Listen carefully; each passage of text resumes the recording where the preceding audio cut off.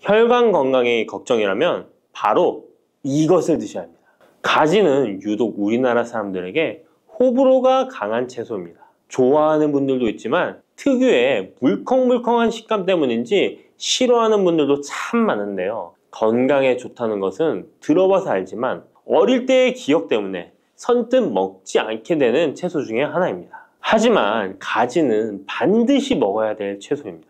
가지는 미네랄과 식이섬유가 풍부하고 안토시아닌, 마그네슘 등의 여러 가지 영양소가 풍부해서 건강을 위해 반드시 섭취해야 될 채소인데요. 아무리 좋은 채소라도 먹는 방법에 따라 영양소를 잘 섭취할 수도 있고 건강에 오히려 독이 될 수도 있습니다.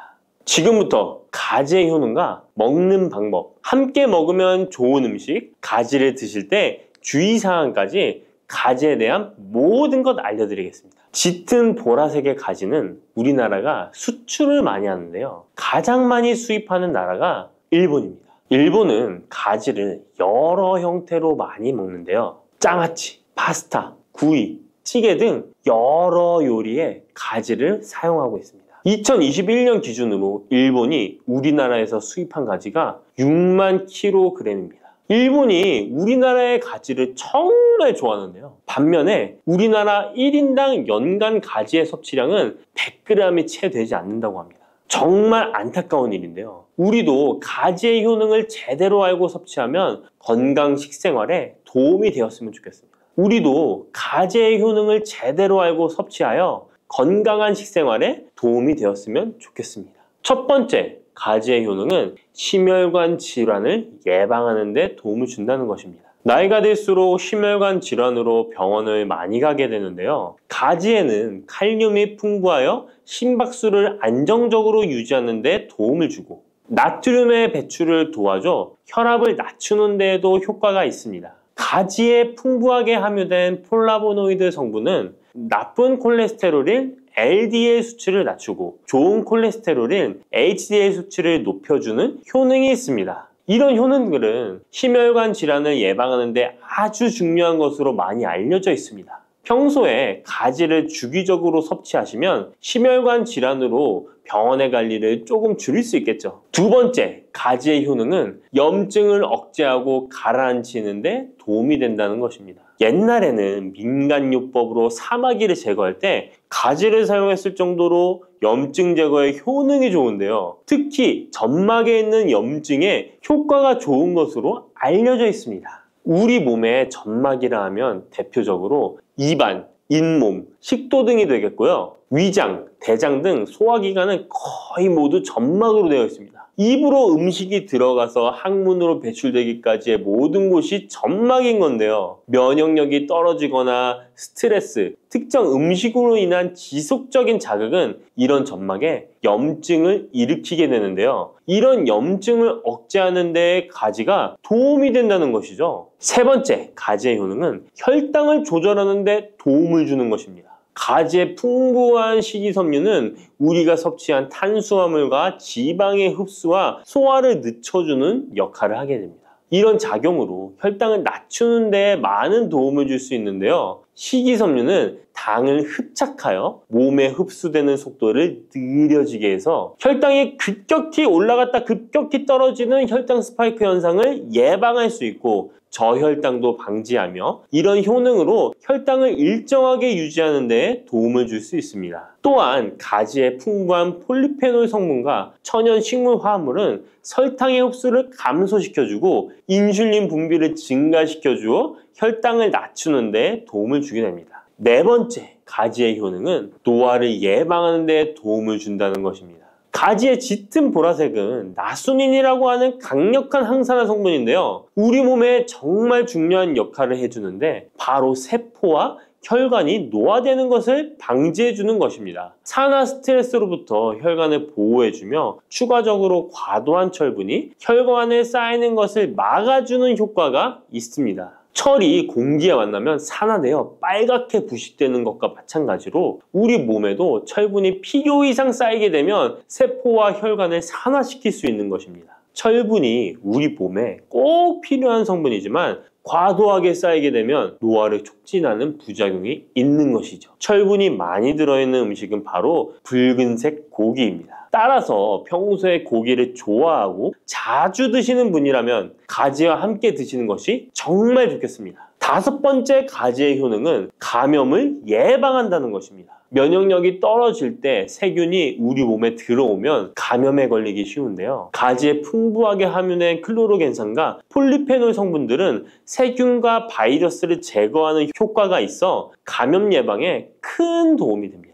이러한 효능은 가지의 껍질과 꼭지 부분에 특히 좋은 효능을 나타내는데요. 가지 꼭지는 보통 요리할 때 버리잖아요. 이제부터 가지 꼭지 버리지 마세요. 말려서 끓인 물로 가글을 하시면 천연 구강세정제 역할을 한다고 합니다. 꼭지에는 스코폴레틴이 풍부하게 함유되어 있는데 이 성분은 파이토케미컬의 일종으로 나쁜균을 억제하는 데 탁월한 효능을 발휘합니다. 이런 효능으로 감염뿐 아니라 염증을 억제하는 데도 도움을 줍니다. 우리 입속에는 각종 세균이 셀 수 없을 정도로 많은데요. 이런 세균들은 충치, 치주염, 구내염 등을 발생시키는 주범이 됩니다. 나이가 들면서 치아나 잇몸의 건강이 좋지 않아 소금물로 가글을 하시는 분들도 있는데요. 소금은 삼투압 작용으로 잇몸의 붓기를 빼고 약간의 살균 작용을 하기도 하지만 염증 자체를 없애지는 못합니다. 그래서 가글을 하시려면 가지를 이용하시면 좋은데요. 말린 가지 꼭지를 15분에서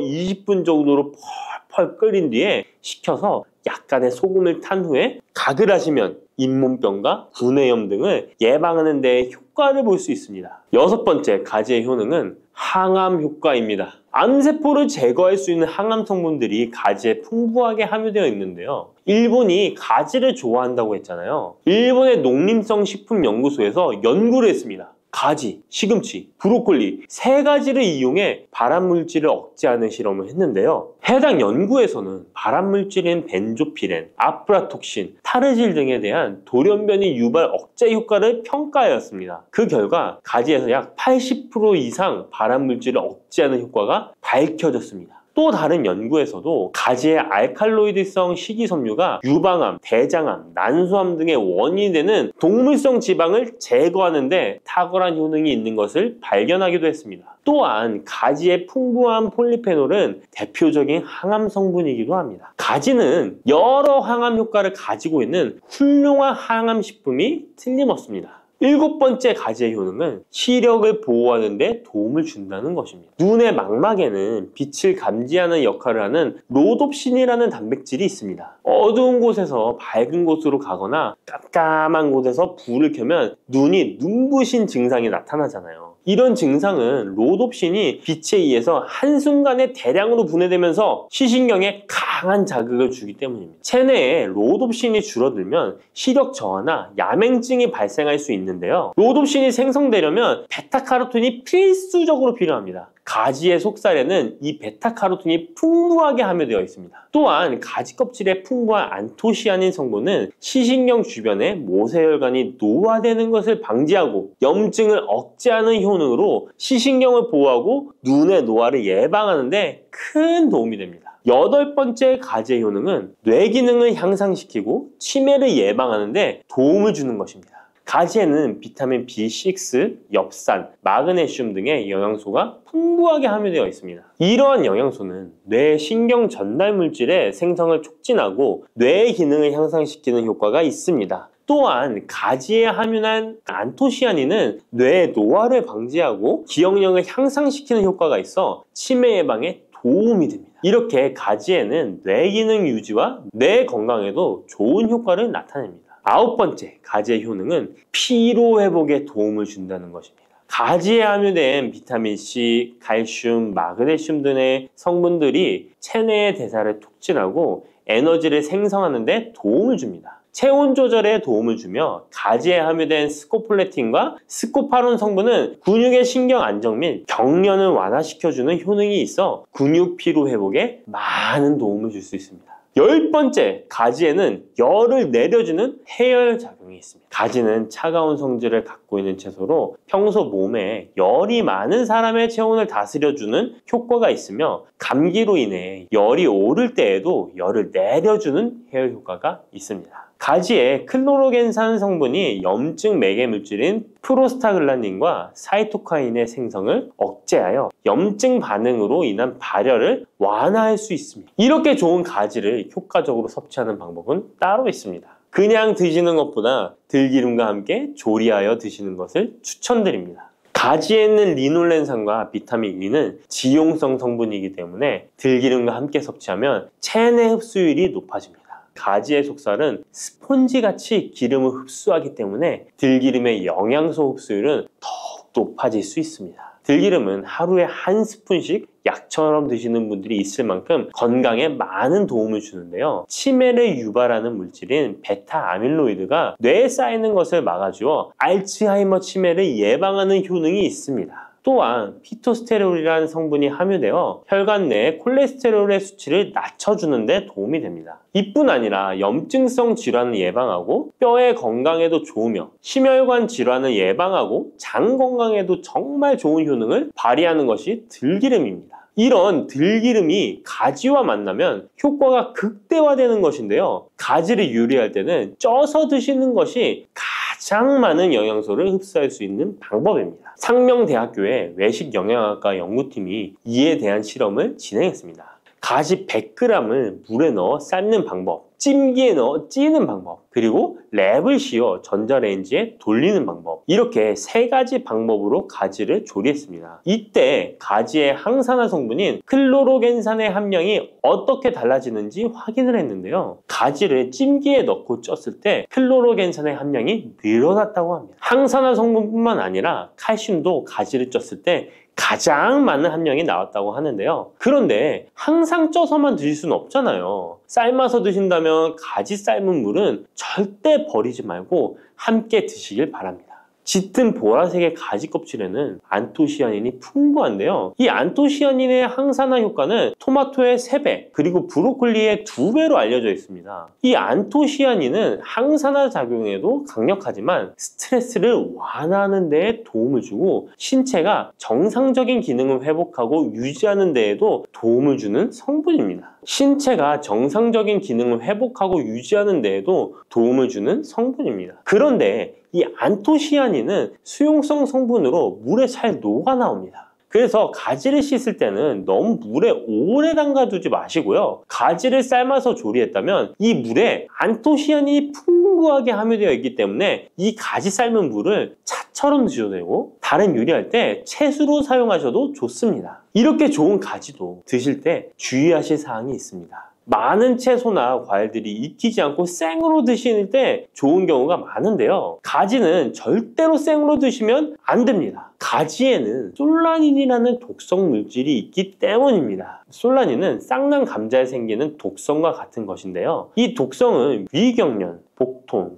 현기증, 식중독 등의 증상을 유발할 수 있으므로 가지는 반드시 익혀서 드시기 바랍니다. 그리고 가지 알레르기가 있는 분들도 섭취에 주의하셔야 합니다. 가지를 먹기나 만지기만 해도 입 주변이나 피부가 가렵고 두통 또는 복통이 생긴다면 가지 알레르기가 있을 가능성이 높으니 가지 섭취 시에 주의하시기 바랍니다. 가지 알레르기가 아니더라도 아토피나 다른 알레르기 때문에 항히스타민제를 복용하고 있는 분들도 가지 섭취를 주의하시면 좋겠습니다. 마지막으로 가지는 찬 성질의 음식이기 때문에 체질 자체가 냉하여 몸에 냉증이 있는 분들은 가지를 다량 섭취하실 경우 위장에서 탈이 날 수 있으므로 섭취 시 주의하시기 바랍니다. 뿌리, 줄기, 이파리까지 버릴 것 없는 대파는 정말 다양한 조리법도 있는데요. 피를 맑게 하고 내장 지방을 없애주며 장 건강에도 좋은 풍부한 영양소들도 함유되어 있어 반드시 먹어야 하는 채소 중 하나입니다. 이런 대파도 함께 먹으면 보약이 되는 음식이 있고 또 독이 될 수 있는 음식도 있습니다. 그리고 먹는 방법에 따라 효능도 다르다고 하니 다양한 방법으로 드시는 것을 추천해 드리고요. 그럼 지금부터 대파의 효능과 함께 먹으면 보약이 되는 음식 3가지와 독이 되는 음식 2가지까지 알려드리겠습니다. 그리고 대파의 특급 레시피 4가지와 대파 보관법까지 대파의 모든 것 알려드릴게요. 우리나라에서는 통일신라 때부터 재배를 했다고 알려져 있습니다. 그만큼 오랫동안 재배하고 식탁에 올라온 채소인데요. 대파 특유의 향이 다른 식재료의 잡냄새를 제거하는데 탁월한 효과가 있어서 생선이나 고기류의 냄새를 제거하는 향신료로도 많이 사용되고 있죠. 뿐만 아니라 물에 넣고 끓이게 되면 감칠맛이 좋아져서 다양한 육수와 채소를 만드는 데에도 빠지지 않고 들어가는 재료이기도 합니다. 이런 대파의 첫 번째 효능이 바로 내장 지방을 싹 빼준다는 것입니다. 대파에는 특유의 향과 알싸한 매운맛을 나게 하는 성분이 있는데요. 이 성분이 바로 황화알릴이라는 성분입니다. 이 황화알릴은 대파에 열을 가해 굽게 되면 프로필메르캅탄이라는 성분과 아조엔이라는 성분으로 변하게 되는데요. 대파를 구울 때 매운맛을 내는 성분은 휘발이 되어 없어지고 단맛이 나는 성분이 생성되는데 그 성분이 바로 프로밀메르캅탄입니다. 이 프로밀메르캅탄의 단맛 강도가 설탕 단맛의 강도보다 무려 50배나 강해서 대파의 단맛이 좋아지는 건데요. 정말 놀랍지 않나요? 근데 단맛 하면 당뇨가 있는 분들은 혈당이 많이 오를까봐 걱정되시잖아요. 이 성분은 설탕과는 달리 혈당을 오르게 하지 않아서 당뇨가 있는 분들도 전혀 부담 없이 드실 수 있는 단맛입니다. 또 열을 가하면 아조엔이라는 성분이 만들어진다고 했잖아요. 바로 이 성분이 우리 몸을 회복시키는 효능이 있는데요. 어떻게 우리 몸을 회복시킬까요? 그것은 바로 혈관을 깨끗하게 해주기 때문입니다. 아조엔의 별명이 바로 혈관 청소부인데요. 혈관에 나쁜 콜레스테롤을 제거하고 혈액이 뭉치는 혈전 생성을 방지해줍니다.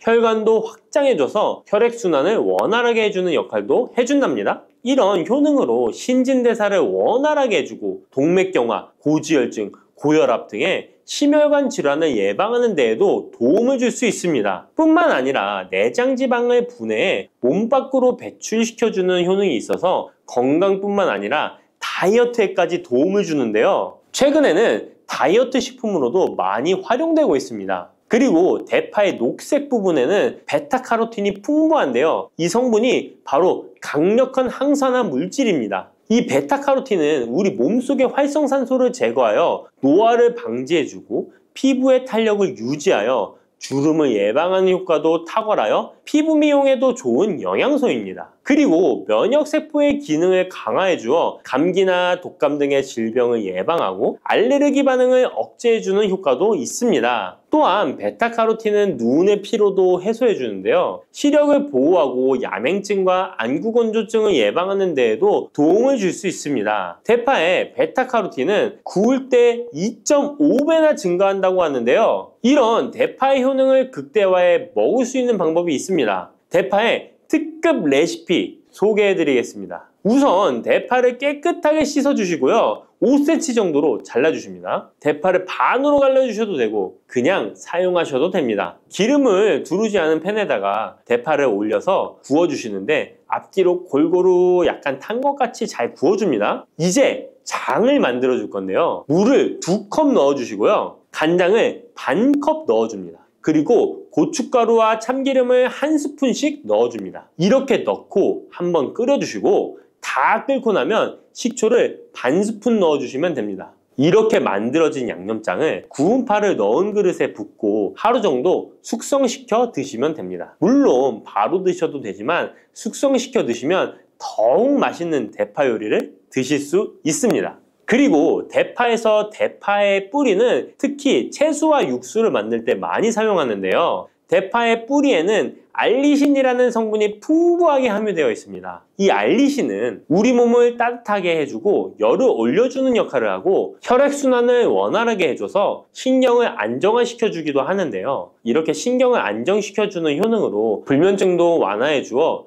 잘 때 머리맡에 두고 주무시는 분들도 계십니다. 그리고 알리신은 몸에 열을 내주는 효능으로 기침 감기와 가래를 완화시켜주는 데 도움을 주며 항균, 항암 효과도 있어서 각종 바이러스와 암세포를 억제해 주어 암을 예방하는 데에도 탁월한 효능을 발휘합니다. 알리신은 지방을 분해하고 배출해줘서 다이어트에도 도움을 준다고 알려져 있습니다. 그리고 대파의 뿌리 부분에는 폴리페놀 성분이 많이 함유되어 있어 심혈관 질환 예방에 탁월한 효능이 있습니다. 식이섬유도 풍부하여 장 운동을 활성화하고 배변 활동을 도와 변비를 예방하고 숙변을 제거하는 효능도 있고요. 이런 대파 뿌리를 채소나 육수 만드실 때 말고는 특별히 많이 안 쓰는데요. 대파 뿌리의 특급 레시피를 하나 알려드릴게요. 그것은 바로 대파 뿌리 생강차입니다. 대파 뿌리와 생강을 함께 끓여서 차로 드시게 되면 기관지나 폐와 같은 호흡기의 염증을 제거해주고 무릎과 같은 관절의 염증도 제거해주어 관절 통증을 완화시켜 줄 수 있습니다. 생강에는 진저롤, 쇼가올, 페로 화합물 등 다량의 항염증 성분들이 함유되어 있어서 우리 몸의 염증을 제거하는 데 탁월한 효능을 가지고 있습니다. 생강은 약재로서 오랫동안 사용되어 왔는데요. 최근에도 계속해서 새로운 효능이 발견되고 있을 정도로 약성이 아주 좋은 식품입니다. 최근 한 연구 결과에 따르면 생강에는 소염 진통제로 많이 사용되는 이부프로펜과 비슷한 항염증 효과가 있고 류마티스 관절염을 완화시키는 데에도 효과가 있는 것으로 밝혀졌습니다. 그럼 지금부터 대파 뿌리 생강차 만드는 방법을 알려드리겠습니다. 먼저 생강을 물에 넣고 끓여주시고요. 처음에는 강불로 해주시고 끓기 시작하면 중불로 줄여서 20분 정도 더 끓여줍니다. 그 후에 대파 뿌리도 넣고 3분 정도 더 끓여주시면 됩니다. 이렇게 끓인 물에서 생강과 대파 뿌리는 건져주시고 따뜻할 때 드시거나 냉장고에 넣고 시원하게 드셔도 됩니다. 이렇게 대파 뿌리와 생강을 함께 끓여 차로 드시면 효과를 극대화할 수 있는데요. 다만 평소에 소화가 잘 안 되시고 위가 약하신 분들은 이렇게 끓인 대파뿌리 생강차에 물을 섞어서 연하게 드시는 것을 추천해 드립니다. 이렇게 해서 하루에 한 번, 두 번 꾸준히 드신다면 감기 걱정도 없고 염증을 완화시켜 관절염으로 인한 통증도 줄일 수가 있을 거예요. 그리고 대파와 함께 드시면 보약이 되는 식품에는 무도 있습니다.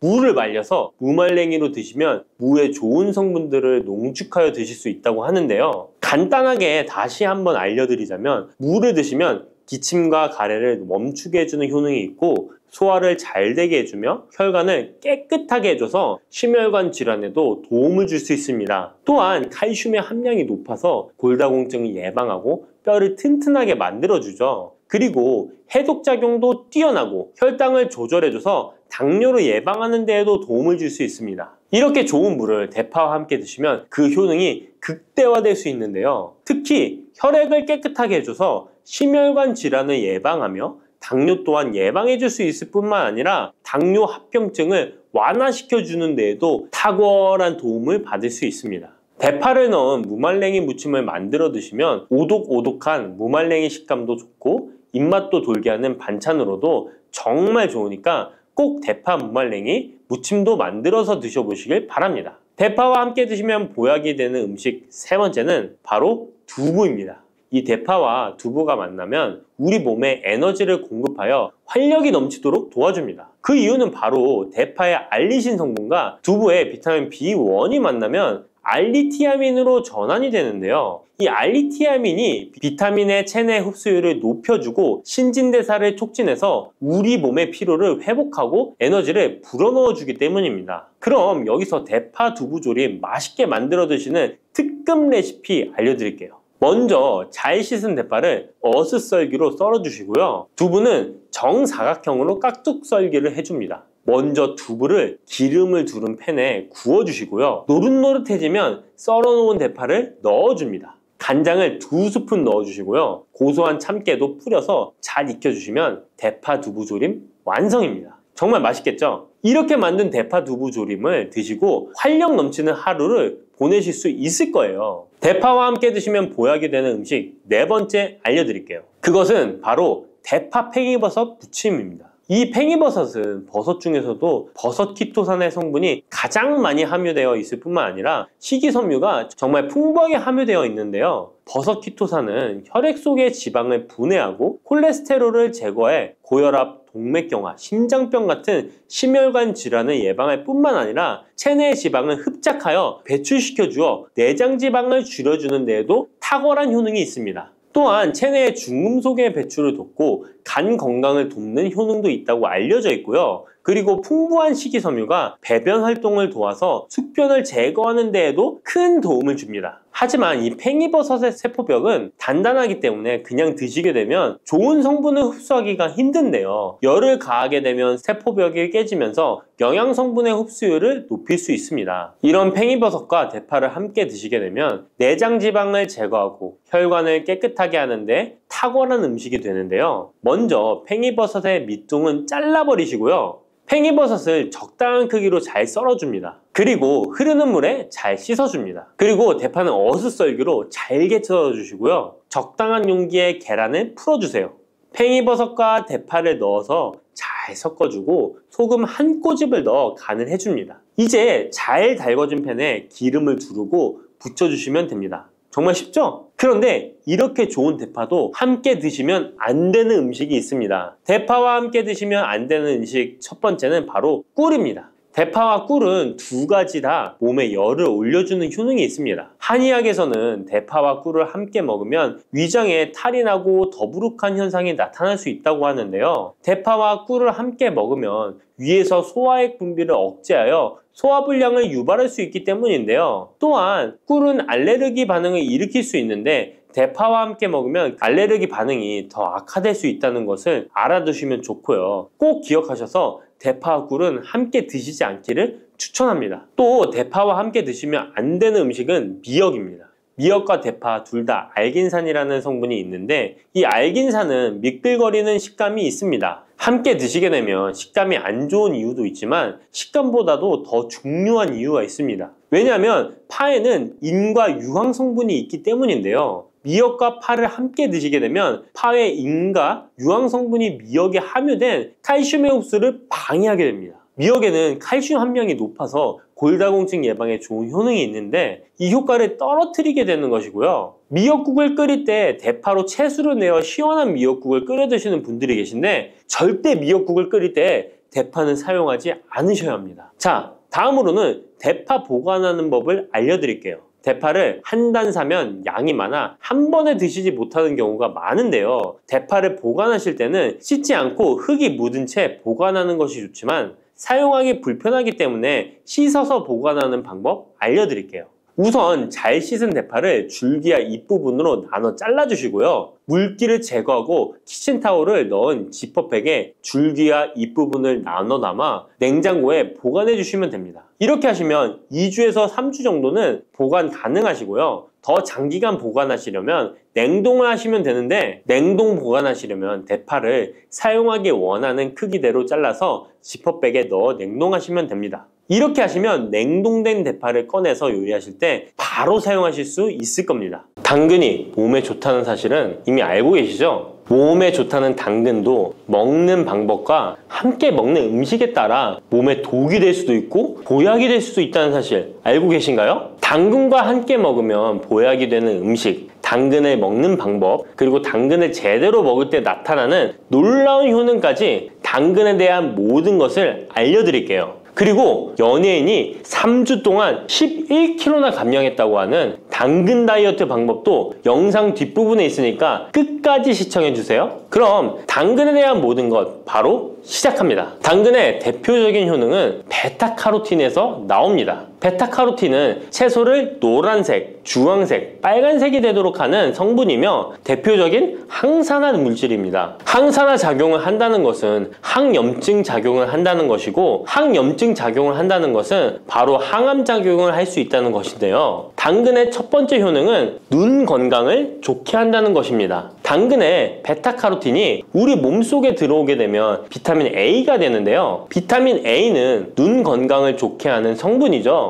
당근을 먹으면 눈이 좋아진다는 말을 많이 들어보셨나요? 눈 건강을 위해 루테인을 드시는 분들이 점점 많아지고 있습니다. 그렇다면 눈에 좋다는 루테인, 영양제를 먹는 것과 당근을 먹는 것은 어떤 차이가 있을까요? 영양제와 당근에는 모두 비타민 A, 루테인, 지아잔틴 등이 들어있어서 시력을 유지하고 눈의 노화를 방지해주며 황반 변성 등의 질환도 예방해줍니다. 당근에는 여기에 비타민 C, 비타민 K, 그리고 필수 미네랄이 더 있어서 항산화 효과 및 뼈 건강에도 도움을 받을 수가 있게 되고요. 우리가 혈액순환이 잘 안 될 때는 루테인 영양제를 드신다고 해도 효과에 한계가 있을 수 있어서 평소에 당근을 좀 더 드셔보시는 걸 추천해 드립니다. 두 번째 당근의 효능은 노화 방지입니다. 이것도 베타카로틴의 효능과 관련이 있습니다. 노화가 된다는 것은 몸이 산화가 되고 염증이 많아진다는 것인데요. 염증이 몸 안에 곳곳에서 문제를 일으키게 되는 것이죠. 이런 염증을 없애주는 것이 바로 노화를 방지하는 건데요. 바로 당근의 베타카로틴과 비타민 C에는 강력한 항산화 작용으로 염증을 없애주고 노화를 방지해주는 것입니다. 세 번째 당근의 효능은 장을 건강하게 하고 당뇨를 예방한다는 것입니다. 요즘에 당근 주스 많이들 만들어 드시는데요. 착즙해서 드시는 분들 많으시죠? 약간 아쉬운 것은 착즙하고 남은 찌꺼기는 모두 버린다는 것입니다. 당근은 사실 식이섬유 폭탄이라고도 할 수 있는데요. 당근의 베타카로틴이 혈액 내의 염증을 제거하고 당근의 식이섬유는 장 속의 노폐물을 제거하는 역할을 해줍니다. 장 속에 유산균이 살아가려면 유산균의 먹이가 있어야 되는데요. 이 먹이를 프리바이오틱스라고 합니다. 그리고 프리바이오틱스의 역할을 해주는 것이 바로 당근의 식이섬유입니다. 또한 식이섬유는 당을 흡착하여 배출해주는 효능이 있습니다. 이 효능은 당이 우리 몸에 흡수되는 속도를 늦춰주기 때문에 혈당이 급격하게 오르는 것을 막아주게 됩니다. 이런 과정은 당뇨를 예방하는데 아주 탁월한 효능을 발휘하는 것이죠. 네 번째 당근의 효능은 암을 예방하는 것입니다. 암이 발생하는 여러 이유 중 하나는 염증이 계속해서 발생하기 때문인데요. 폐에 염증이 반복해서 발생하면 폐암이 될 가능성이 높고 위에 염증이 반복해서 발생하게 되면 위암이 될 가능성이 높은 것이죠. 또 한 가지 경우는 혈액순환이 잘 되지 않는 곳에 암이 발생할 가능성이 높아집니다. 혈액순환이 잘 되지 않게 되면 그곳에 영양분이 잘 전달되지 않고 문제가 생겨도 회복이 더디거나 악화가 될 가능성이 높아져서 결국 암으로 발전하게 된다는 것입니다. 이러한 문제들을 해결해 주는 것이 바로 항산화 성분이고 당근의 베타카로틴이 강력한 항산화 작용을 하여 암을 예방할 수 있는 것입니다. 간혹 흡연을 하는 분들이 베타카로틴을 섭취하면 폐암의 발병률이 높아진다고 하여 당근 섭취를 꺼리시는 분들이 있는데요. 걱정하지 않으셔도 됩니다. 암 발생은 당근과는 아무런 관련이 없습니다. 폐암이 발생했던 실험군은 당근을 섭취한 것이 아니고 베타카로틴 영양제를 섭취하는 것이었으며 당근을 섭취한 실험군은 오히려 암 발병률이 낮았다는 연구 결과가 있습니다. 다섯 번째 당근의 효능은 치매 예방입니다. 베타카로틴은 뇌혈관에도 작용을 하게 되는데요. 뇌혈관에 쌓이는 베타 아밀로이드를 제거하여 뇌신경을 활성화시켜주는 역할을 해줍니다. 이렇게 뇌신경이 활성화되면 기억력과 학습 능력이 향상되고 치매를 예방할 수 있게 되죠. 치매는 발병이 되면 치료하는 것은 거의 불가능해서 예방이 정말 중요한데요. 치매를 예방하는 데 가장 중요한 것이 혈관을 깨끗하게 하는 것입니다. 당근의 베타카로틴이 혈관을 깨끗하게 해주는 효능이 있으니 당근을 매일 하나씩 꾸준히 섭취하여 치매를 예방하시길 추천드립니다.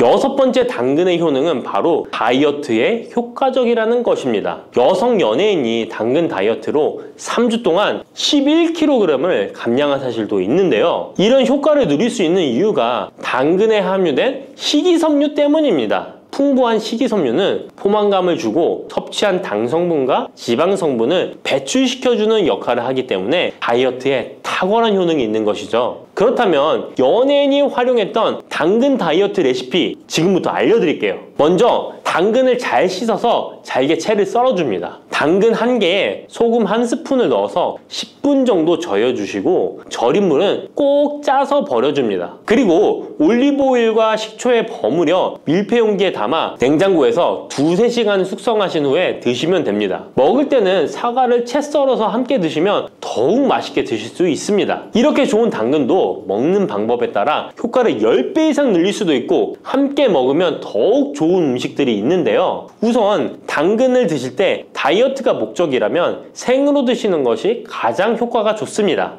다만 식이섬유는 소화가 잘 되지 않기 때문에 장이 안 좋은 분들은 익혀서 드시는 것이 좋습니다. 그리고 당근을 드실 때는 껍질까지 함께 드시는 것을 추천드리는데요. 당근의 영양 성분은 껍질에 가장 많이 함유되어 있기 때문입니다. 그리고 당근의 베타카로틴은 지용성 성분입니다. 지용성이라는 것은 기름에 잘 녹는다는 것인데요. 따라서 베타카로틴을 잘 흡수하기 위해서는 기름과 함께 섭취하는 것이 좋습니다. 오메가3가 풍부한 올리브유나 들기름, 아마씨유 같은 기름을 사용하면 좋고요. 이렇게 기름을 사용해서 살짝 익혀 드시게 되면 생으로 드셨을 때 10% 정도 흡수되는 베타카로틴을 70% 정도 흡수할 수 있게 됩니다. 엄청난 차이죠? 기름에 볶을 때 주의사항은 너무 오래 익히지 말고 살짝만 익혀서 드시는 것이 좋습니다. 너무 오래 볶으면 오메가3를 함유한 기름도 산패되어서 문제가 될 수 있기 때문입니다. 다음으로 함께 먹으면 좋은 음식들을 알려드릴게요. 몇 년 전부터 유행하고 있는 주스 있잖아요. ABC 주스라고 하는데요. 들어가는 재료는 사과, 비트, 그리고 당근이죠. 이 세 가지를 함께 갈아서 주스로 마시면 항산화 폭탄 주스를 마시게 되는 것인데요. 이 세 가지 중에서 비트의 효능이 혈관을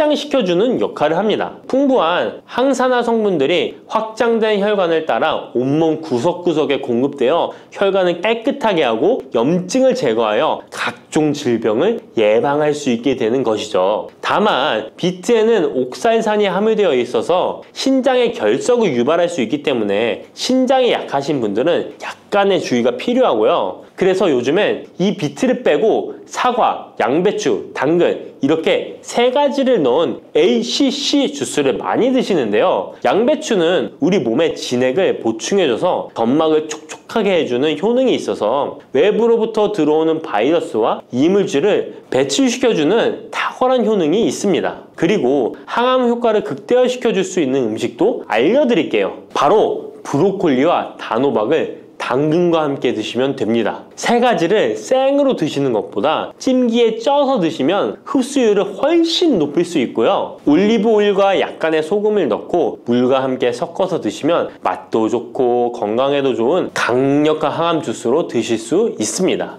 바다의 불로초, 해조류의 왕이라는 별명을 갖고 있는 김. 이런 몸에 좋은 김도 잘못 먹으면 암에 걸리고 치매에 걸릴 수 있다는 사실 알고 계신가요? 아무리 좋은 음식도 제대로 알고 드실 때 건강을 지키는 보약이 될 수 있는 것이죠. 식탁 위에 빼놓을 수 없는 반찬, 김의 효능 5가지. 김을 드실 때 주의해야 될 분들, 그리고 김과 함께 먹으면 보약이 되는 최고의 음식과 김을 굽는 방법, 좋은 김을 고르는 방법까지 김에 대한 모든 것 알려드릴게요. 입맛도 없고 마땅한 반찬도 없을 때 김 하나만 있어도 밥 한 그릇 뚝딱 해치울 수 있지 않나요? 저도 마찬가지지만 저희 아이들도 김 하나만 있어도 반찬 투정 안 합니다. 이렇게 밥 반찬으로도 최고지만 요즘 전 세계에서 우리나라 문화에 열광을 하며 우리나라 음식에도 관심이 많은데요. 최근에는 특히 바로 이 김에 대한 관심도 높아졌습니다. 냉동김밥이 어마어마하게 많이 팔리면서 김에 대한 인기도 높아져 과자처럼 간식으로 김을 많이 먹고 있다고 하네요. 전 세계적으로 선풍적인 인기를 끌고 있는 김의 첫 번째 효능은 바로 뇌를 건강하게 해서 치매를 예방하는 데 좋다는 것입니다. 김에는 뇌신경을 활성화시키는 비타민 B1과 비타민 B2가 풍부하게 들어있는데요. 이 비타민들이 뇌세포의 건강을 유지하고 신경 전달 물질을 생성하는 데 도움을 주어 기억력을 향상시키고 뇌를 계속해서 활성화시켜줍니다. 또한 미네랄 성분들이 풍부하여 뇌 기능을 활성화하는 데 도움을 주어 치매를 예방할 수 있습니다. 그리고 김에는 포피란이라는 수용성 식이섬유가 풍부하게 함유되어 있는데요. 이 포피란은 혈관 내에 나쁜 콜레스테롤 LDL 수치를 떨어뜨려주는 효능이 있습니다. 따라서 혈관 내의 혈전 생성을 막아주고 동맥경화도 예방하여 혈액순환을 좋게 함으로써 뇌에도 혈류를 원활하게 해주는 것입니다. 또 김에 함유되어 있는 알긴산이라는 성분이 있는데요. 이 알긴산도 콜레스테롤이 혈관에 쌓이는 것을 방지하고 몸 밖으로 배출시켜주는 역할을 해줍니다. 국립부경대학교 연구팀의 연구 결과에 따르면 알긴산은 혈관 내의 중금속과 노폐물을 흡착하여 제거하고 혈액 속 중성지방 및 콜레스테롤을 억제하여 피를 맑게 하고 성인병 예방에 놀라운 기능을 한다고 보고하고 있습니다. 이러한 성분들의 효능으로 뇌에 필요한 영양분을 충분히 공급하고 노폐물을 빨리빨리 배출할 수 있게 되어 머리도 맑아지고 뇌신경을 튼튼하게 해주는 것이죠. 이러한 김과 계란을 함께 드시면 엄청난 시너지 효과를 누릴 수 있는데요. 계란에는 비타민 B1, 2와 콜린이라는 성분이 풍부한데 이 성분들이 뇌신경을 활성화하는 데 큰 도움을 줄 수 있습니다. 그 이유를 살펴보면 콜린은 뇌의 신경 시스템에서 중요한 역할을 하는 아세틸콜린이라는 물질의 주 성분인데 아세틸콜린은 신경 전달 물질로 뇌 세포 사이에서 정보를 전달하는 역할을 해줍니다. 바로 이 콜린이 충분히 공급되어야 기억력, 학습 능력, 그리고 인지 기능을 유지할 수 있습니다. 이뿐만 아니라 김은 계란에 부족한 비타민 C를 보충해주고 계란은 김에 부족한 비타민 D를 보충해줘서 서로가 정말 잘 어울리는 식품이 되는 것입니다. 계란과 김이 만나면 정말 뇌 기능에 필요한 보약이나 다름이 없는 것이죠. 김의 두 번째 효능은 식물성 단백질 공급원의 최고봉이라는 것입니다. 김에 함유된 단백질의 양은 소고기보다도 많은데요. 소고기가 단백질이 풍부하다고 알고 계시잖아요.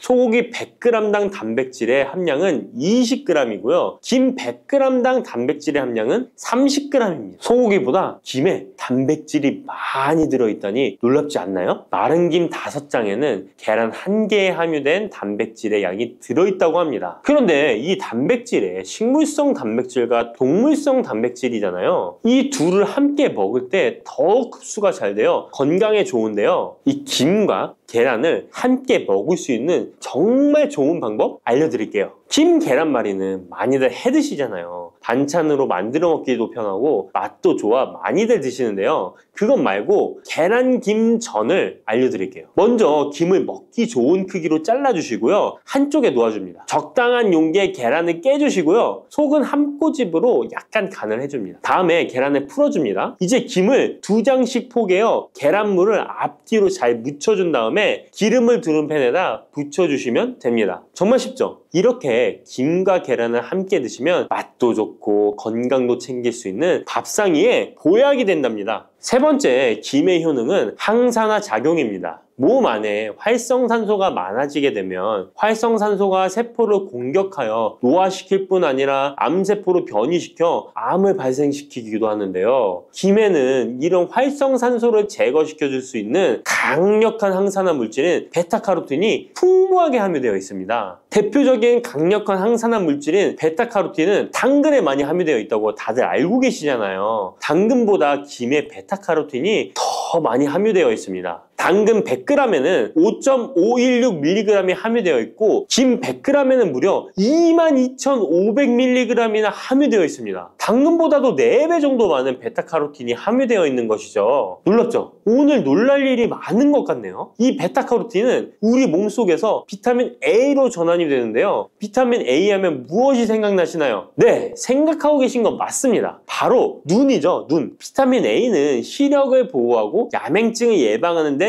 도움이 되는 것입니다. 또한 김에 단백질이 많이 함유되어 있다고 했잖아요. 이 단백질이 비타민 A와 만나면 로놉신이라는 성분이 생성되는데요. 이 로놉신이 시력을 보호하고 야맹증을 예방하는 역할을 하는 것입니다. 당근이 눈 건강에 좋다고 많이들 드시는데 당근보다도 김에 더 많이 함유되어 있다는 사실 꼭 기억하시기 바랍니다. 네 번째 김의 효능은 골다공증 예방에 도움을 준다는 것입니다. 김에는 칼륨이 풍부하게 함유되어 있는데요. 칼슘 하면 떠오르는 식품이 있죠. 바로 우유인데요. 우유 100g에는 칼슘이 110mg 함유되어 있고 김 100g에는 칼슘이 490mg이나 함유되어 있습니다. 김에는 우유보다 무려 4배 많은 칼슘이 함유되어 있는 것이죠. 나이가 들면서 특히 여성분들이 골다공증 발병률이 높아 힘든 경우가 많으신데요. 저희 어머니도 골밀도가 낮아져 병원에서 처방을 받아 약을 드시더라고요. 주변에도 중년의 나이를 넘어서고 계신 분들 중에 골다공증으로 약을 드시는 분들이 많으신데요. 우리나라 사람들의 부족한 영양소가 바로 칼슘이라서 이런 현상이 나타나는 것입니다. 칼슘이 부족하면 뼈가 약해지고 점점 골밀도가 낮아져서 골다공증이 발병하게 되는 것인데요. 김에 함유된 칼슘은 특히 우리 몸에 흡수가 잘 되어 정말 좋습니다. 우유보다 4배 많은 칼슘을 가지고 있는 김을 평소에 충분히 드신다면 골다공증 예방에도 도움을 받을 수 있습니다. 김을 드실 때에도 먹는 방법을 알고 드시는 게 좋겠죠. 김의 영양소를 잘 흡수할 수 있도록 먹는 방법이 있는데요. 김을 구울 때 어떻게 하시나요? 보통 기름을 김에 바르고 불에 구워 드시잖아요. 그렇게 하시면 안 되고요. 마른 김을 아무것도 바르지 않은 달궈진 팬에 앞뒤로 5초씩 살짝 구운 다음에 들기름을 발라 드시면 됩니다. 이 김에 열을 가하게 되면 김에 함유된 영양소들의 체내 흡수율이 높아지게 됩니다. 이 들기름을 굽기 전에 바르지 않고 구운 후에 바르는 이유는 들기름이 열에 약해서 들기름을 바른 채로 굽게 되면 들기름이 산패되어 오히려 건강을 해칠 수 있기 때문입니다. 열을 가하지 않은 들기름을 바르면 들기름의 불포화 지방산이 또 혈관을 깨끗하게 해줘서 더욱 건강한 식사를 하실 수 있습니다. 이 5번째 김의 효능은 당뇨를 완화시키는 데 도움을 준다는 것입니다. 당뇨병이 있는 분들은 비타민 B1, 2가 결핍되어 있는 분들이 많은데요. 김에 바로 이 비타민 B1, 2가 풍부하게 함유되어 있어 당뇨를 완화시키는 데 도움이 되는데요. 2017년 한국식품과학지에 실려있는 연구에서 당뇨 환자들이 김을 섭취하면 혈당 수치를 낮추는데 도움이 된다고 보고했습니다. 이는 김에 함유된 비타민 B1, 2 때문이라고 밝혔습니다. 당뇨 환자는 비타민 B1, 2가 결핍되기 쉬운데요. 그 이유는 비타민 B1, 2는 고기에 보통 많이 함유되어 있는데 당뇨 환자의 식단은 채식인 경우가 많아서 비타민 B1, 2를 섭취할 수 있는 기회가 적어지기 때문입니다. 또한 당뇨 환자에게 처방되는 메트포르민 계열의 성분들의 약물이 비타민 B1, 2의 흡수를 방해해 비타민 B1, 2가 결핍될 가능성은 더욱 높아집니다. 당뇨 환자들은 고혈당으로 인해 신경이 많이 손상이 되는데요. 이 때문에 손발끝이 저리거나 통증이 오는 신경합병증이 발생하게 됩니다. 이 증상을 완화시키고 신경이 손상되지 않도록 보호하는 역할을 비타민 B1, 2가 해주는 것입니다. 이런 이유로 당뇨 환자는 비타민 B1, 2의 섭취를 신경 써서 해주는 것이 좋지만 말씀드린 대로 육류 식단은 또 당뇨 환자의 식단에 잘 들어가 있지 않죠. 그래서 비타민 B1, 2가 풍부한 김을 섭취하는 것이 당뇨 환자에게 정말 좋은 대안이 되는 것입니다. 비타민 B1, 2의 하루 권장 섭취량은 2.4mg인데요. 이는 자르지 않은 김 한 장만 섭취해도 충분히 섭취할 수 있는 양입니다. 당뇨가 있는 분들이라면 오늘부터 식사하실 때 김을 꼭 드셔야겠죠? 다만 시중에 판매되는 조미김은 기름에 구워지고 그 기름이 산패될 가능성이 높아 오히려 건강에 해로울 수 있으니까 알려드린 대로 마른 김에 기름을 바르지 않고 달궈진 팬에 살짝 구워 드시기 바랍니다. 그런데 이렇게 평소에 많이 드시고 계신데 잘못 드시면 건강을 해칠 수도 있다는 사실 알고 계신가요? 특별히 갑상선이 약하신 분들은 김을 섭취하는데 주의하셔야겠습니다. 갑상선은 우리 몸에서 가장 중요한 내분비 기관 중 하나인데요. 갑상선은 목 부분 기관지 아래에 위치한 나비 모양의 내분비 기관입니다. 중요한 여러 기능을 하지만 그 중에서도 특별히 대사율을 조절하는 기능을 합니다. 갑상선에 T3, T4 호르몬을 분비하여 우리 몸의 에너지 소비와 체온 조절을 하는데 중요한 역할을 하는 것입니다. 그리고 갑상선 호르몬은 신경 시스템의 정상적인 기능을 유지하는데 꼭 필요한데요. 이 호르몬이 제대로 분비가 되지 않아 수치가 너무 높거나 낮게 되면 우울증, 불안 증세, 기억력 감퇴 등의 문제가 발생할 수도 있습니다. 이 갑상선 호르몬 중에 요오드가 있는데요. 김에 이 요오드가 풍부하게 함유되어 있습니다. 요오드가 부족하면 체중이 늘어나고 탈모가 생길 수 있으며 만성 피로에 힘들어질 수도 있습니다. 세계보건기구에서는 요오드가 부족하면 뇌세포가 손상되고 치매가 발생할 수도 있다고 보고하고 있습니다. 이렇게 중요한 요오드, 김에 풍부하니 먹어야 되는 거 아닌가? 생각하실 수 있잖아요. 맞는 말씀이지만 예외가 있습니다. 갑상선이 약하신 분들은 김 섭취에 주의해야 된다고 했잖아요. 갑상선 저하증이나 항진증이 있는 분들이 김을 많이 드시면 오히려 건강을 해칠 수 있습니다. 건강하신 분들은 김을 많이 드셔도 호르몬 조절이 되어 문제가 없지만 갑상선에 문제가 있어 호르몬 조절이 잘 안 되는 분들은 이 요오드의 수치가 높아지게 되면 체내의 활성산소가 증가하게 되어 염증을 일으키고 갑상선염을 유발하며 심해지면 갑상선 암으로 발전시킬 수도 있습니다. 우리 한국인의 식단에는 이미 요오드의 함량이 높기 때문에 김을 조금만 드셔도 요오드의 수치가 금방 높아질 수 있습니다. 따라서 갑상선에 문제가 있는 분들은 김을 드실 때 주의하셔야 하는 것입니다. 그렇다고 요오드가 풍부한 해조류와 같은 음식을 아예 드시지 말라고 말씀드리는 게 아니라 과량 섭취만 주의하시고 적정량은 드셔도 괜찮습니다. 그렇다면 갑상선에 문제가 있는 분들이 김을 드실 때 해결 방법이 없을까요? 있습니다. 그것은 바로 마늘과 함께 드시는 겁니다. 대표적인 강력한 항암식품이 마늘이잖아요. 마늘에는 셀레늄이라는 성분이 풍부합니다. 이 셀레늄은 다량의 요오드로 인해 발생되는 활성산소로부터 갑상선을 보호하는 역할을 하게 되는 것입니다. 그래서 건강기능식품 기능성 원료로서 유해산소로부터 세포를 보호하는 작용을 한다는 효능을 가지고 있다고 우리나라 식약처에서도 인정을 해주고 있죠. 그리고 갑상선 호르몬의 생성을 도와 갑상선에 문제가 있는 분들이 드시면 호르몬 문제를 해결하는데 도움이 되는 것입니다. 또한 김에 함유된 알긴산이라는 성분이 콜레스테롤이 혈관에 쌓이는 것을 방지하고 몸 밖으로 배출시켜주는 역할을 한다고 알려드렸는데 바로 이 마늘과 함께 드시면 이 효능이 배가 돼서 혈관에 혈전이 생기는 것을 막아주어 혈관 건강에 최고의 보약이 되는 것입니다. 이렇게 좋은 김 아무거나 드시지 마시고요. 좋은 김 고르는 방법도 알려드릴게요. 좋은 김은 검붉은색을 띠며 살짝 반짝이는 윤기가 있고 냄새 없이 담백한 맛이 나는 것입니다. 그리고 구웠을 때 녹색빛이 선명하게 나타나며 물에 불렸을 때는 잘 녹고 김을 담갔던 물이 맑을수록 좋은 김이라고 할 수 있습니다. 이 김은 저희 하단 링크에 있으니까 링크 한번 보시고 김을 사시기 바랍니다.